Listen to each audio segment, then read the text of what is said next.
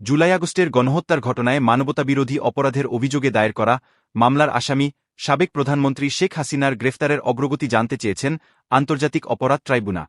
আগামী 17 ডিসেম্বরের মধ্যে অগ্রগতি প্রতিবেদন আদালতে দাখিল করতে বলা হয়েছে। সোমবার 19 নভেম্বর আন্তর্জাতিক অপরাধ ট্রাইব্যুনালের চেয়ারম্যান বিচারপতি মো. গোলাম মর্তুজা মজুমদারের নেতৃত্বাধীন 3 সদস্যের ট্রাইব্যুনাল এ আদেশ দেন। এর আগে শেখ হাসিনার বিরুদ্ধে মামলার তদন্ত শেষ করতে আদালতে 2 মাস সময় প্রার্থনা করেন chief prosecutor Mohammad Tajul Islam. Tribunal এ সময় জানতে চান, শেখ হাসিনা কোথায় আছেন? তখন তাজুল ইসলাম বলেন, 5 আগস্ট গণঅভ্যুত্থানের দিন শেখ হাসিনা পালিয়ে গেছেন। আইনশৃঙ্খলা বাহিনীর মাধ্যমে আমরা জানতে পেরেছি শেখ হাসিনা বর্তমানে ভারতে অবস্থান করছেন।